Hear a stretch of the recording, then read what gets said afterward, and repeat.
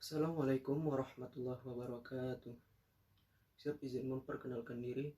Nama Taruna Muda Faris Muhammad Fahrezi dari Korps TNU 28 akan menyampaikan tausiah singkat yang berjudul Metode Dakwah di Masa Pandemi. Innal hamdalillah nahmaduhu wa nasta'inu wa nastaghfiruhu wa na'udzu billahi min syururi anfusina wa min sayyiati a'malina. May yahdihillahu fala mudilla lahu wa may yudlilhu fala hadiyalah.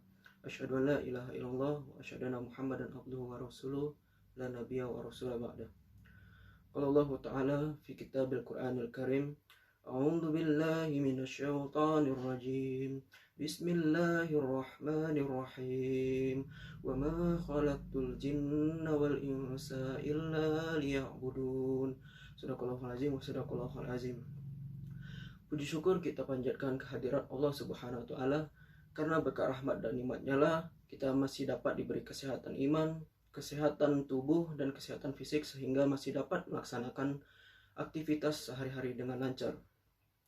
Kemudian salawat beriringkan salam tak lupa kita haturkan kepada Nabi Allah, Nabi besar yang telah membawa umat Islam dari zaman jahiliyah ke zaman terang benderang sekarang ini. Siapa lagi kalau bukan Nabi Allah, Nabi Muhammad SAW. Ayo waktifillah, mungkin kita pernah bertanya kepada diri kita sendiri, dari lubuk hati kita yang terdalam, kenapa sih Allah itu menciptakan diri kita di dunia ini? Apa sih tujuan Allah itu menciptakan kita sebagai manusia, menciptakan jin, menciptakan malaikat dan makhluk hidup lainnya untuk hidup di dunia ini? Jadi setidaknya ada 3 tujuan nih kita diciptakan di dunia ini. Yang pertama ialah untuk beribadah kepada Allah. Ini disebutkan dalam Al-Quran surat Az-Zariyat ayat 56 yang berbunyi, yang artinya adalah, tidaklah aku ciptakan jin dan manusia kecuali untuk beribadah kepadaku. Ayat ini jelas menegaskan bahwa tujuan kita diciptakan oleh Allah di dunia ini tidak lain hanyalah untuk beribadah kepadanya. Kemudian yang kedua ialah menjadi seorang pemimpin. Menjadi seorang pemimpin merupakan kewajiban bagi seluruh manusia yang beriman. Kemudian yang ketiga ialah menjadi seorang pendai, dai atau pendakwah yang mengajak kepada kebaikan dan menghindarkan dari kejahatan. Mengenai berdakwah, kewajiban berdakwah bagi seorang muslim bukan hanya diwajibkan bagi orang-orang yang telah memiliki ilmu yang tinggi, memiliki ilmu yang banyak, tetapi merupakan kewajiban dasar bagi setiap muslim yang ada di dunia yang beriman kepada Allah Subhanahu wa taala. Mengenai berdakwah, kewajiban berdakwah bagi seorang muslim bukan hanya diwajibkan bagi orang yang memiliki ilmu yang banyak dan ilmu yang tinggi, melainkan menjadi kewajiban dasar bagi tiap-tiap orang yang beriman untuk berdakwah kepada Allah Subhanahu wa taala, mengajak orang kepada kebaikan. Tetapi jangan beranggapan bahwa berdakwah itu tidak memerlukan ilmu. Tetap perlu memakai ilmu yang walaupun sedikit bisa dipertanggungjawabkan untuk kebenarannya. Dakwah sendiri secara sederhana berarti mengajak seseorang untuk melaksanakan perintah Allah dan menjauhi larangannya.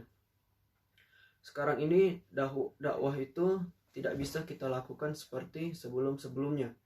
Semenjak dunia dilanda pandemi COVID-19, maka terjadi banyak perubahan, dan ini berdampak juga pada aktivitas dakwah yang telah ada.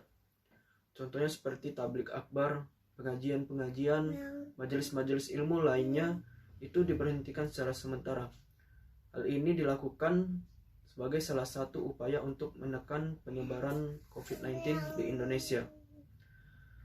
Hal ini harusnya bukan menjadi kata menyerah bagi kita. Tidak ada kata menyerah dalam berdakwah, tetapi bisa kita jadikan ujian bagaimana dakwah tetap berjalan meskipun dalam situasi yang telah berubah dan sulit seperti sekarang ini.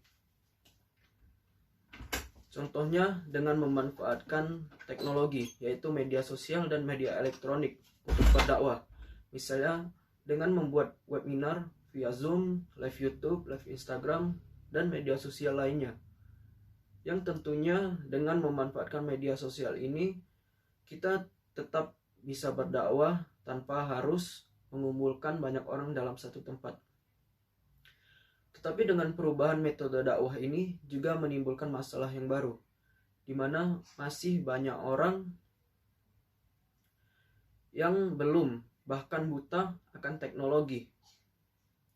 Hal ini juga merupakan tugas kita sebagai seorang pendakwah, di mana kita tidak hanya berdakwah tentang masalah akhirat saja, tetapi berdakwah tentang ilmu dalam bermasyarakat, berdakwah tentang kemajuan dunia.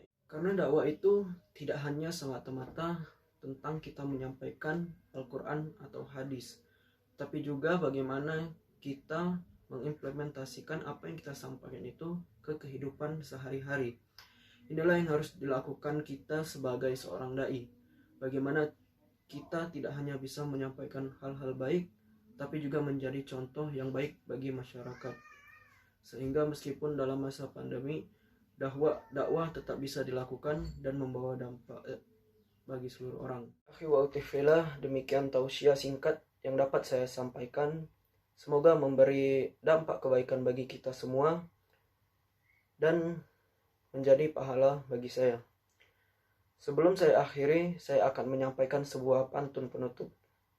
Pisau menggores menjadi luka, rasanya sakit amatlah perih. Cukup sekian dari saya haturkan terima kasih. Mohon maaf bila ada salah kata. Pada Dewan Juri, saya mohon maaf bila ada salah kata. Kepada Allah kita semua mohon ampun. Wabillahi taufiq wal hidayah.